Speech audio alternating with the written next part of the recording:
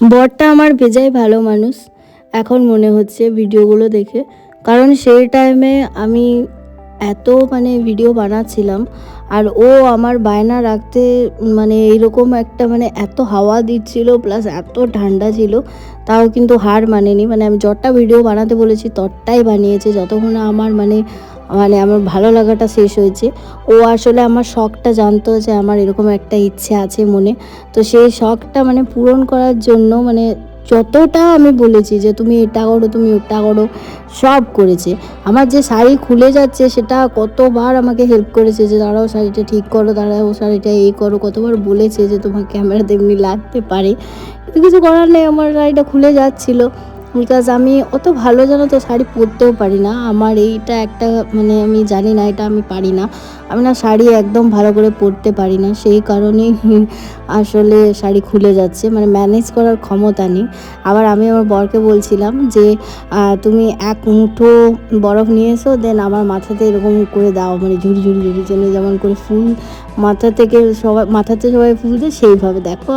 আর আমার বর ওইভাবেই আমাকে দিচ্ছে, আর ওটা আমি ভিডিও করছি, যদি এখান থেকে দু একটা ভালো ক্লিপ পাওয়া যায় সেই কারণে।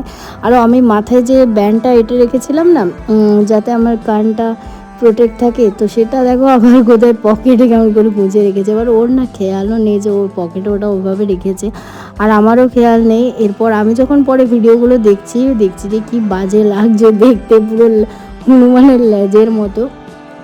তো এগুলো তো আবার ভিডিওর মধ্যে দেওয়া যাবে না। কী সমস্যা বলো, এই দেখো আবার আমার শাড়ি খুলে গেছে, আমার বর আমার হেল্প করছে, শাড়ি পরিয়ে দিচ্ছে। আর এই জিন্সের উপরে আমি শাড়িটা পরেছি, আর উপর থেকে তো হাইনেকটা পরা ছিল।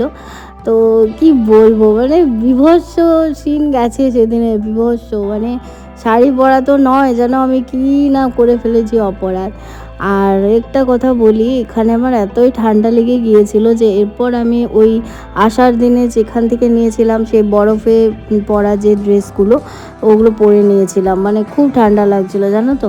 বার্লা চাপাসের ঠান্ডাটাও কালকে মানে আমি নিতে পারছিলাম, তবে এখানে ঠান্ডাটা আমি নিতে পারছি না, এতটাই কষ্ট হচ্ছে। কিন্তু ওই আর কি কটা ভিডিও মানে ক্লিপ যাতে সুন্দর আসে সেগুলো নেওয়ার জন্য আমাদের এত কষ্ট করা।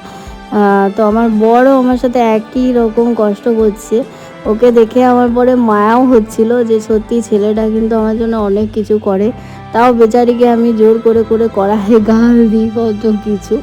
তো সত্যি কিছু বলার নেই, ও বলেই আমার এই খ্যাপামির বায়নাগুলো শোনে, অন্য ছেলে হলে তো মানে কি না করতে জানি না।